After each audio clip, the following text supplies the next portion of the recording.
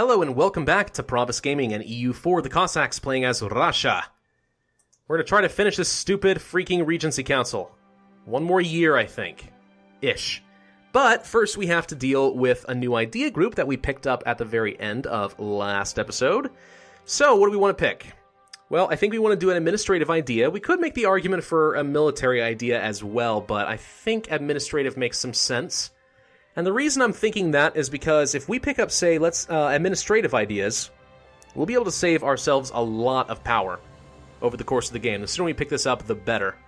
You know, kind of like getting humanist ideas really early on so you can take advantage of the idea cost and save several hundred power over the course of the game. You know, between administrative ideas, I mean, the mercenary stuff I don't care about. There's 3 of them, so that kind of sucks. Core creation cost is going to be massive. That can potentially save us a ton of power. Interest per annum will also save us power because we won't have to use admin power to reduce our inflation, which we will have because we have a gold mine, and we'll probably get more later. Possible advisors is okay. Admin tech cost for the rest of the game minus 10% will also save us quite a bit of power. And then we just get goods produced, which is money.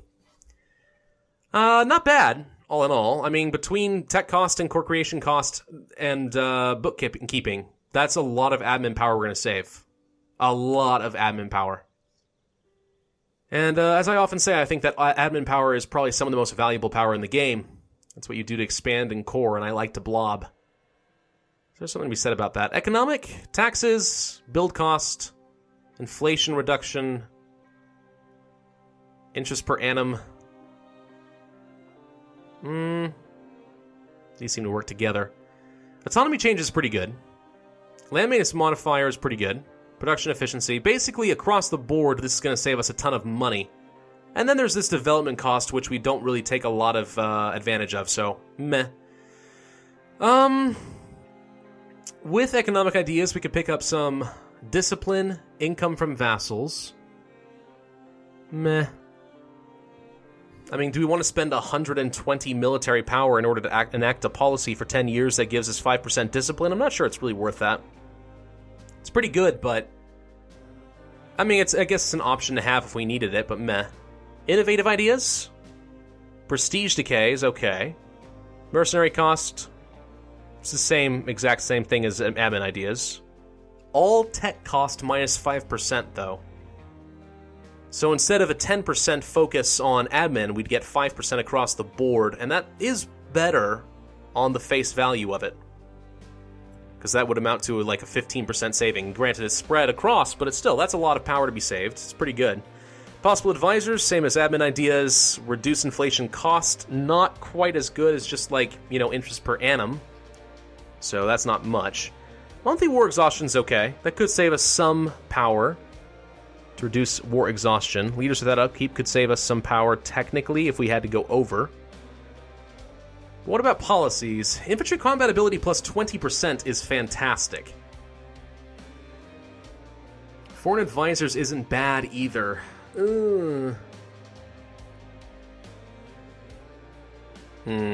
don't know. The infantry combat ability is great. 20% is absurdly good. And Innovative Ideas actually does have quite a few really good special events, random events that will pop up. Because you do have events that are tied to which idea groups you pick. Innovative has some of the best, I think. But I feel like admin ideas are going to be really solid. What kind of policies can we look at there? The only one I see that's relevant is the Vassal Integration Act. Diplomatic annexation cost minus 20%. Now that's pretty good. You get some really big vassals, that could also save us quite a bit of diplomatic power. Okay, I kind of like that. So not only will we passively save a freaking ton of admin power, but we could situationally save ourselves a lot of diplomatic power. This game is honestly more about power than it is money, so I'm going to say no to economic ideas.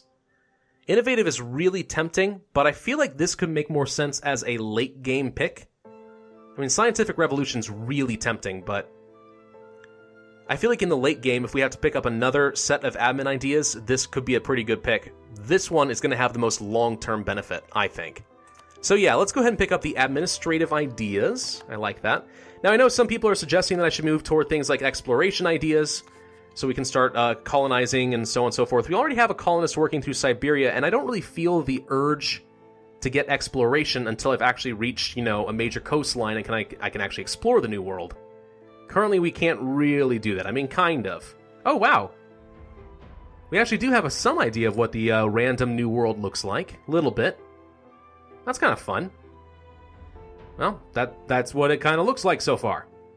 Not much in the way of continents, but it's there. Anyway. Alright, cool. Well, let's move forward. Bohemia, depletion of the European beaver. Oh, good. That means that fur prices are about to increase. I like that idea. That's good for us. Good for business. Doop, doop, doop. Bukhara, I'm curious how strong you are. Probably pretty strong at this point, I would think. Bukhara, 53,000 versus our 118. We are more than twice as strong as they are, and we are Western tech. Not that that's had much advantage for us at this point, but it's there. Lithuanian separatists did revolt, and they all popped up in the one province I wasn't guarding. That's fine, our general's already on site. Let's go ahead and kill them in the grasslands. Perfect. That's a fight we wanted to handle. Good. No Lithuanian separatists to worry about. Bye-bye, Lithuania. Units have suffered casualties. No kidding. Alright, good. So we'll just continue to move forward. Should we fabricate more claims on people? Who are you? Imereti. You have allies? You're warned by the Ottomans. You have no allies. Let's fabricate a claim on this. Abkhazia. Just make sure that we have some sort of pocket casus bellies and claims. We already have Dave's Vault, but we're just going to have some claims against all of our neighbors, pretty much. So that if we want to declare war, we will be able to do so very efficiently. Let's make sure that we have all the claims on Kiev. We do. Kiev is actually Orthodox right now, which is fun. They're warned by Poland. They would totally accept an alliance, probably even vassalization at some point. No, wait, we actually own one of their core provinces. That wouldn't be an option. Galicia is Catholic, so we can't use Deus Vult against Kiev. But we have claims on them, so we're already in pretty good shape. We just have to wait for our character to come of age. Come on, Fyodor! You know you want to. Truce with Theodoro ended. Don't care. Ming declared... Ooh! Ming declared war on Bukhara. I sense opportunity there. Ming is strong. Ming is strong and scary. Let's go ahead and start sending some armies this direction. I think a war against Bukhara would be very profitable. Bukhara is currently at war with several people, it looks like. Attacking Persia, defending against Ming, defending against Bammanis. Yes, if we can just come of age, like now, we'll take Kiev, and we'll also start weakening Bukhara, our major rival to the east. Ming will be a bigger problem later, but for now, the immediate problem is Bukhara. I sense attacks of opportunity, my friends. Hey! Oh, wow, he gained 2! An educated Tsar! Fyodor has grown up during a regency prepared him for rule as Tsar. He gained 2 diplomatic power. So he should be a 4-5-3 now. And we also start off with an heir. Wait, what? I'm sorry. How does 15-year-old Fyodor have a 4-year-old heir? That does not make sense to me. But okay. We have an heir. We can declare wars. The Regency Council is over. Hallelujah. Pass the Blasphemy Act? Missionary strengths, tolerance of heretics. Sure. We can convert heretics really fast anyway. We might as well increase our ability to convert the Sunni and Shiites as well. Muslims. What I'm trying to say there. So if I want to declare war on you, I can. I could call Poland in for fun, but I don't see much point. So we're not going to. Let's go ahead and put a general in charge. Yeah, let's just declare this war right away. Why not? First act of Fyodor the Magnificent. Kill everyone. Let it be written. Let it be so. Call allies to war? I think not. Alright, we'll just kill you. That was worth 20 war score right there. I'm going to take away the leader now. And we'll teleport him over to Bukhara on the off chance that we have some particular use for him. And that's the end of that. Let's go ahead and send these stacks back to rejoin. We'll just loot there for a little while. And we will just siege that down, take our sweet, sweet time. The armies are on the way. Let's put our leader in charge over here. His maneuver will mean that they can move a little bit faster. I would love to have been able to rival Bukhara, but it was not allowed, alas. Fabricate more claims. Who are we missing claims on?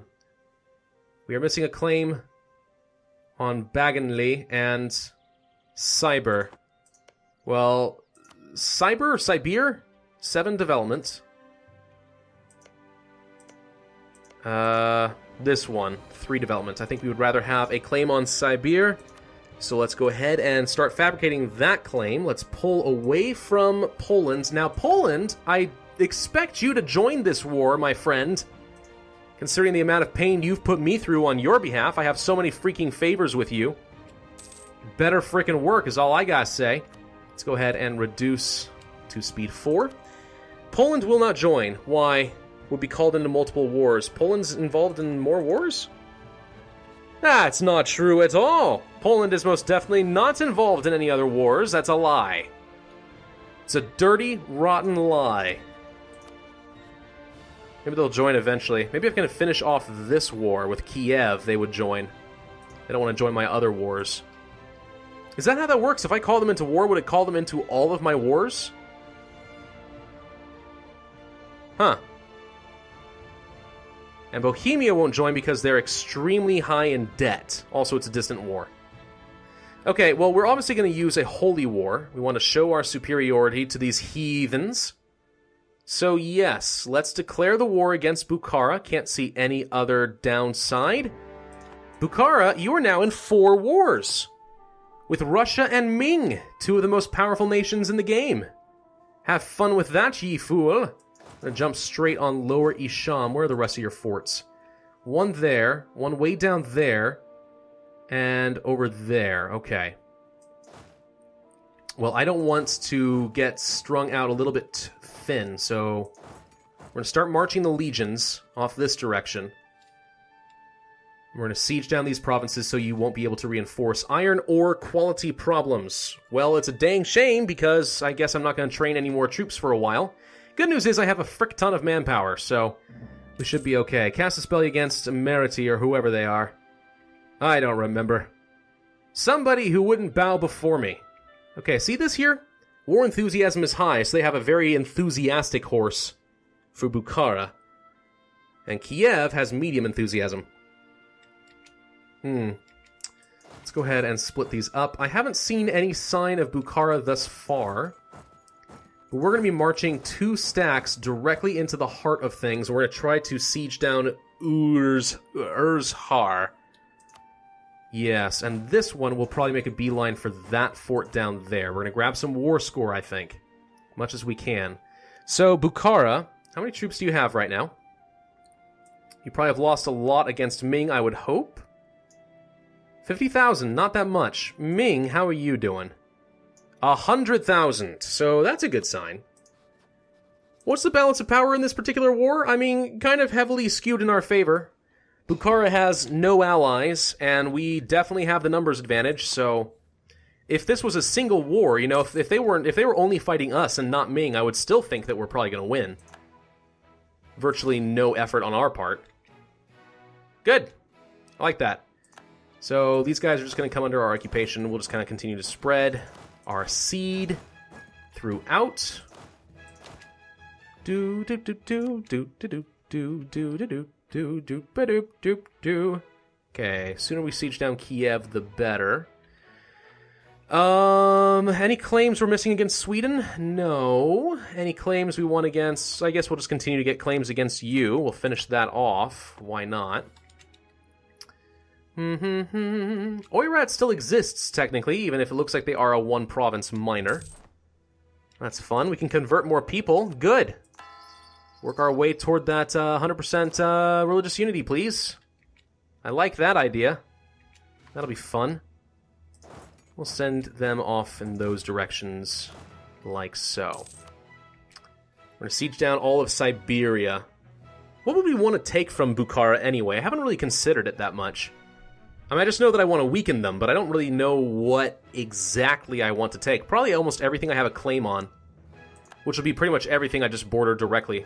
Just gradually kind of move directly east in a nice thin line. Only because those claims will save me some monarch points. That's a bit ridiculous pathing there, so let's not try that. Bum, ba, bum, bum, bum. So, go for the fort. Go for the throat. Go for the fort. Where's his capital? Is this his capital? No. Bukhara. Where be your capital? It's not this. Is it all the way to the east? Looking for that little crown. I'm not seeing it. Oh, it is. It's down here. Bukhara is the actual province. Okay, good. So yeah, we'll have some people go down there, siege it down. Who are you currently being sieged down by? Persia. We can pick up some ideas. Another influence idea, diplomatic relations, could be useful, but I'm going to say no because we're still really far behind in diplomatic technology. On the other hand, if we did pick up some ideas, we're working our way toward broaden the curriculum of the Cadet Corps, which would reduce the cost by another 10%. That actually could be better, technically. If we did this and then the next admin idea, that would happen. And that would save us a lot of points. Alright, why not? We'll do it. Work our way toward finishing off influence ideas, which also increases our ability for unjustified demands by 50%, which is pretty reasonable. The 10% from a despotic monarchy, not much to talk about really, but 50% actually can accomplish a fair bit. So, a little bit more excited about that one. Our agent was discovered. Well, we're in the middle of a war and can't really do much about it, so, you know, someone else's problem. I'm not feeling particularly worried about it. Cyber has come under occupation. Sibir, sorry. I don't know. Grammar systems that I don't know anything about. Yeah, this is going to take freaking forever now. There we go. Kiev is now done. Let's go ahead and start marching this war. This legion down toward their capital. So, Kiev, congratulations. You are now going to be eaten up by the Russians. Oh, this is new. They've changed this up a little bit. Let's first off take all their money as well. Nothing else we can really do. So this is new down here. It actually will tell you up front how much admin power it will cost you to core all of their territory. That's pretty cool. I do like that.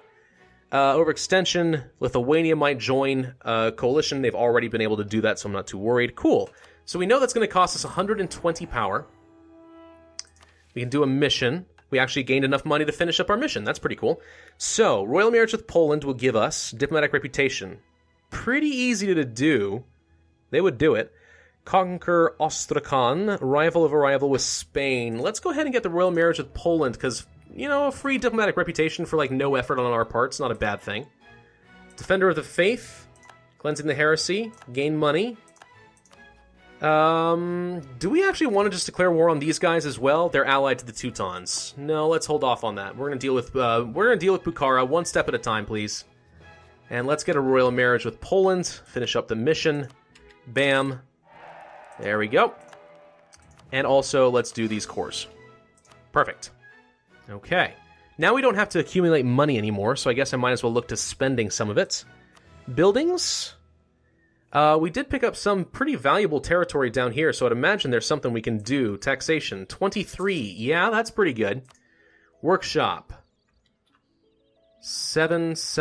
I see a 13. That's reasonable. 2, 2, 4, 8. 2, 2, 4, 8, 6, 1, or whatever it was from PT. 13 again. Reasonable. You never know what you're going to miss around here, honestly. There probably is a better map mode for this. Actually, these things aren't necessarily always truthful, by the way. Unless they fix that finally in the game. Never mind, it looks like they actually are pretty accurate now. I've seen some complaints that the tooltip, if you hover over it, has a different monthly income increase than the amount shown here. But we don't seem to be having that problem, which is good. I don't see much else to worry about for production, so for taxation, No, no. It's a 10. Had better for production, so that's not good enough.